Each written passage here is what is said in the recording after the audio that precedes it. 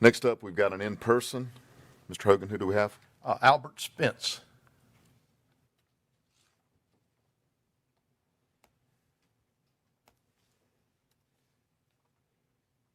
Thank you guys for taking the time to hear us.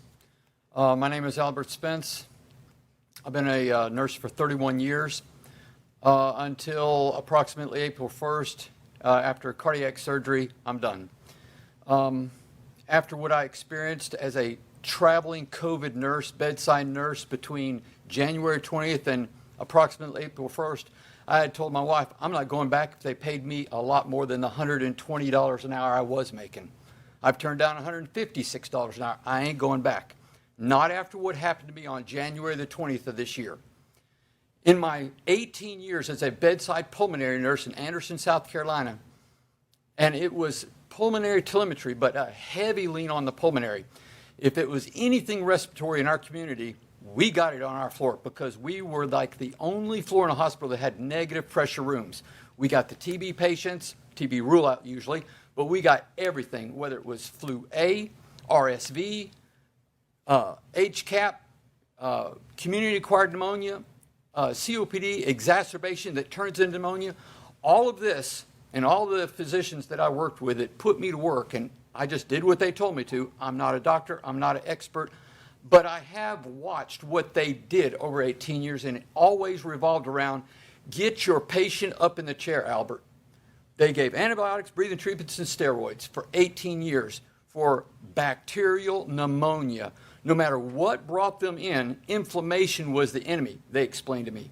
Inflammation is the enemy.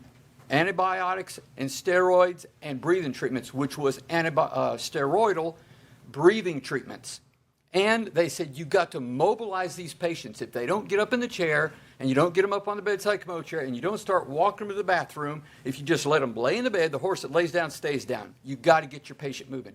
So nursing, PTOT, we got them patients up. Our nursing assistants, we got them patients up. We got them moving, which they could much more readily clear their secretions. They ate better, they felt better, they did better, they used their ice and flutter, and we would get them out of there 7 to 10 days, no matter what brought them in, bacterial or viral.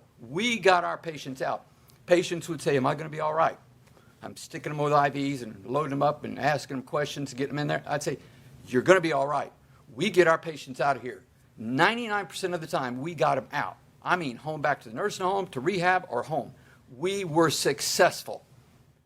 And so when all this COVID stuff started, I was the biggest COVID believer there ever was, how bad it was, how virulent it was. This is serious stuff. I had an elderly mother at the time who was end-stage lung and kidney, and she didn't need this stuff.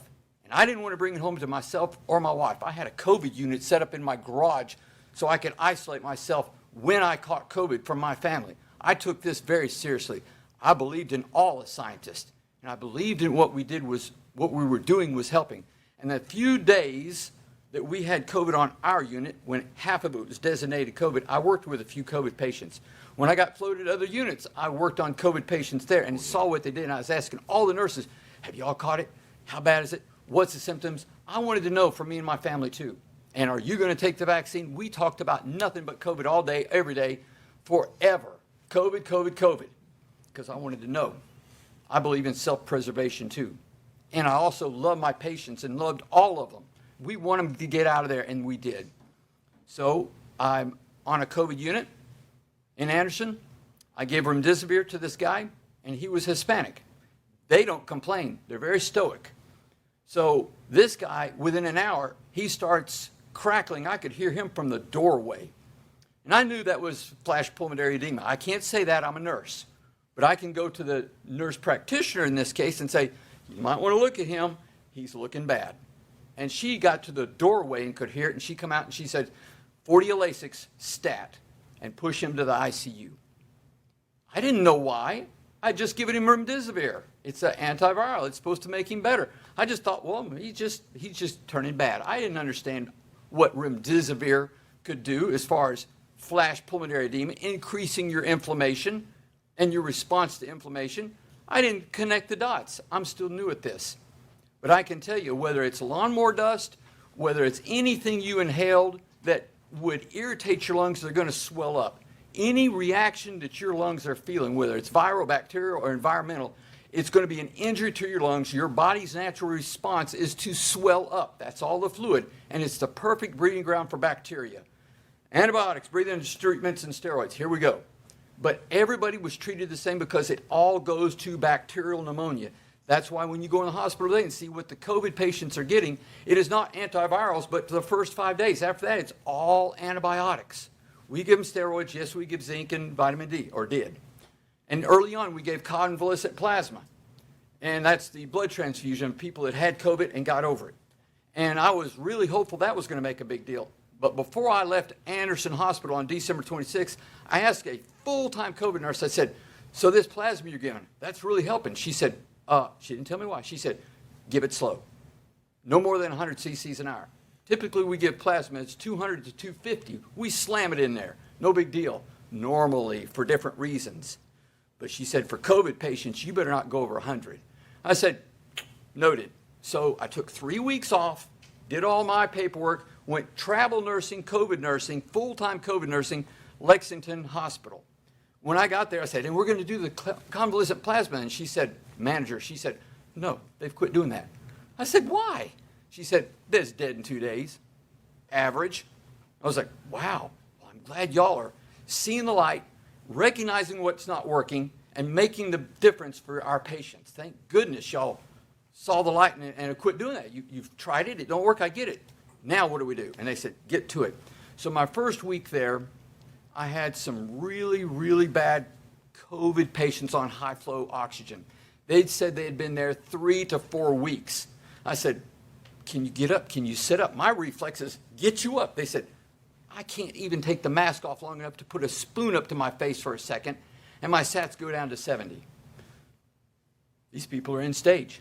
Yes, they're not on the ventilator, but I'm telling you, their white counts were good. Their bacteria was over, but their lungs are shot from 3 or 4 weeks of bacterial pneumonia that just eats their lungs up. There's no available lung surface left for oxygen exchange. No CO2 oxygen can go on through scar tissue. That's why they can't get off the high flow. That's why they go to the ventilator and can't get off, because their diaphragms are weak. They're laying there, they're sedated. You got a tube in everywhere, and they make a couple of extra. The ventilator is a death spiral down. So once you get on the ventilator, you're that bad, you're probably not going to come off the ventilator. But the high flow people couldn't come off either. Even though they were stabilized on high flow, they couldn't come off all that stuff. And if you move them when they've been there 3 weeks laying in the bed. And I asked them, I said, have you been getting up? They said, you're the first person that's tried to get me up. You're the first person that's tried to get me up. Yes, PT and OT was ordered, but they go in there and the patients would whine and say, I feel bad, I feel bad. Okay, mark you down as refused. We'll do some bed mobility, but we're not going to mobilize you because you feel bad. So it's partly the patient's fault. They want to roll in there, lay in the bed and get better. You can't do that. And as a pulmonary nurse, we would all really push these patients up and get them going. But for our COVID patients, we were encouraged to limit our exposure. We were encouraged to group our care. I talked to one COVID nurse, not at this last hospital, but other COVID nurses. They said, yes, the pharmacist will work with you, and they'll schedule all the meds around breakfast, lunch, and dinner to limit the times you have to go in there. Oh, that's a great idea. I won't catch it. I thought, that's great. And so my first week in Columbia, I had my head down, doing my thing, IVs, pills, in and out of the room, putting all this stuff on, PAPR, etc., following the protocol. I didn't want to catch it. When I got off from work, I stripped down to my underwear and Crocs and went home. Okay? Second week there. Well, instead of 38 patients, we have 30. Next week, 24, 25. Next week, 15, 16. I said, wow, where's COVID going? They said, oh, well, it's just... So we're going to stay empty, 15 beds out of 38? And this is a COVID unit, been COVID unit. All rooms were negative pressures. The hallways were built negative pressure. They didn't convert it. It was built that way. So if COVIDs are going to come into this hospital, this is probably the best place to put them. I said, but what are y'all going to do with all these 15 empty rooms? Well, we're going to take all the COVIDs and put them on one end, and this whole other end of the hall, we're going to designate that regular patients. I said, all regular patients, not COVID? They said, we're going to hold 7 just in case COVID comes back. I said, cool. I got an easier job today. I only got 3 COVIDs today. So the next week, we dropped to like 7 or 8 COVIDs. I said, wow. Out of 38, we're down to 7. I said, where did COVID go? This is great. And they said, yeah, you're going to have more regular patients, cardiac, GI bleeders, stuff like that. I said, great. So next week, we dropped down to 2 or 3. And I said, you got to be kidding me. Something's going on. And that's when I found out that on January the 20th, roughly, the CDC guidelines recommended that we roll the PCR cycling from the high 30s to 28, like it was originally designed to do. And then it hit me. And I lost sleep over it. I was having chest pain over it. And it woke me up in the middle of the night, like hit me hard. I could not sleep. I tossed and turned because my first week or 2 there, I didn't do it. I didn't lead them to the gate, but I'm the guy that euthanized people. They call it comfort care.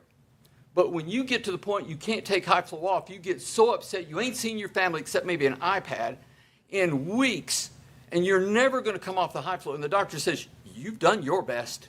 You've done your best. But this is going to be it for you. And so the patients get all teary-eyed and upset, and they call in the palliative team, and they all hold their hand and cry, and they said, but we can keep you comfortable. Here comes Albert. He's got the morphine and Ativan, and I load him up and take off the high flow, and they gasp themselves to death. And I'm the guy that's pushing the button, like in the gas chambers at Auschwitz. No, I didn't lead them there. And honestly, I didn't know what I was doing. I just do what I'm told. It's not my fault. But after January the 20th, and then on into February 1st or so, I saw what changing the PCR did on my floor. And then I saw what I had not done for my COVID patients. And then I was also greatly encouraged, don't move them unless their SATs are above 90. Don't move them. I was like, but I've always been told, get them up and get them going. No, wait till their SATs are high 90s to move them. And I'm like, no, they can tolerate a minute or 2 down in the low 80s. Get them up, make them move, make them set up, and then they will learn to breathe deeper, and we can wean them off the oxygen. No, their focus was put them on more oxygen. Let them lay in a bed. I said, okay. Then I realized where our mistake is. Yes, early treatments, the HCQ, the ivermectin, real smart. Man, give them at least Tamiflu. But when the PCR cycling changed, I'm telling you, it was a big change on my floor. According to the CDC, according to DHEC, on their webpage, it says by January 20th, 1.6% of South Carolinians have been vaccinated. 1.6. Go forward a month, February 20th. According to the CDC, they said 7 to 9%. According to DHEC, they got the number exactly. It's 8% of South Carolinians have been vaccinated. But we on our floor saw a 67% in South Carolina. We saw a 67% decrease in COVID cases from January 15th to February 15th. Actually, it said February 3rd was vaccinated, but you're not fully considered vaccinated until that vaccine has been in your body 2 weeks. So that's January 15th to February 15th, 8%. And we had a 67% drop in COVID cases. Yes, COVID's real, but so is flu A. And how many of these COVID cases were really flu with this fake, false, faulty PCR cycling cranked up to I don't know what? Fauci even said back in July of 2020 in this Virology Weekly podcast live, he said a PCR over 35 is absolute false. You're not going to get correct data. You're going to be giving out misinformation. He said that back in July of 2020. The CDC said crank that PCR up to 40. That's what they did all of 2020 to generate all this giant pandemic and fear that kept me afraid of going in my rooms and doing anything but grouping my care. That's what brought us all this fear. This pandemic is the PCR cycling. I'm telling you, it's the PCR is the elephant in the room. Yes, COVID's real, but we got to jump on this like we've always jumped on upper respiratory infections. And yes, there are early treatments with ivermectin and HCQ. Let me just tell you guys, if I get sick, I am not going to the hospital. Yes, I trust science. I just had open heart surgery, triple bypass, April 5th. But I thought, I'm home, I'm sitting in a recliner, I'm thinking, it's over, it's done, no big deal. Few people die because of their dumbness and determination to make us go down this path to get a shot. I'm out of it though. It's over. It don't matter anymore. And then here comes Delta. The same PCR that was giving us a pandemic in 2020 falsely is the same PCR that took it away when they cut the cycling down to 28 on the 20th, per the CDC guidelines. Now the same PCR that's going to be changed out for a multiplex whatever at the end of this year, the same PCR is now giving us Delta, Zeta, Lambda, whatever. I don't think so. I don't trust them because I know they can't let it go away because Pfizer's got 1 million doses they want to stick to us. 1 billion doses they want to stick to us. For what reason? What's their motive? And what's there any connection between the CDC, CEOs, and Pfizer's? They're switching CEOs back and forth like it's commonplace, and there's no conflict of interest there between the CDC and the FDA and Pfizer or any other big drug companies. And I also know secondhand information that why did Pfizer get FDA approved? Not JJ, not Moderna. Come to find out, I know somebody on the inside indirectly. They said Pfizer gave the most money to the lobbyist. And what do the lobbyists do with that money? They gave the money to the lobbyists, and the lobbyists lobbied their case to the FDA.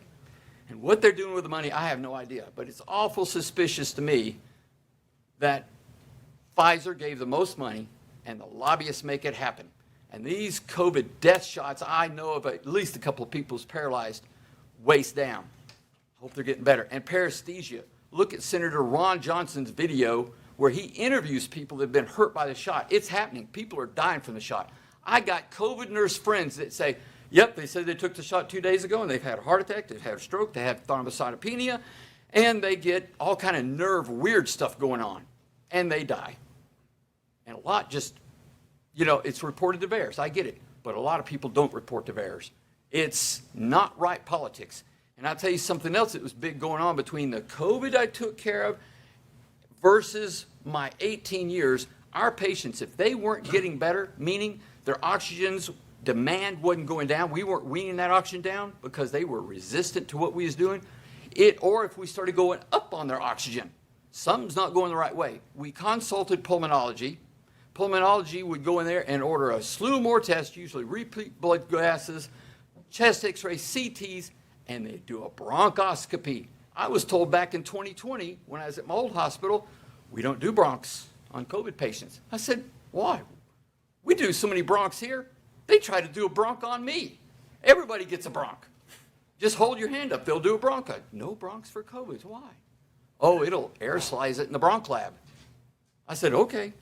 Well, I got to Columbia. Yeah, sure enough. I've never heard of anybody getting a bronch. Never. What does a bronch do? It sucks out some junk. They get a culture to make sure they're on the right antibiotic, which sometimes resulted in the doctors going, yeah, it's not staph, it's not strep. It's, in this case, fungal. Switch their antibiotics altogether. But at least cleaning them out, give the antibiotic a foothold chance to get them going. And then, what do you know? We're weaning their oxygen down. It always helped them, these bronchs. We can't do bedside bronchs anymore. We can't do bronchs in the bedside with negative pressure even, with disposable bronch tubes. Nope. No one gets a bronch when you have COVID.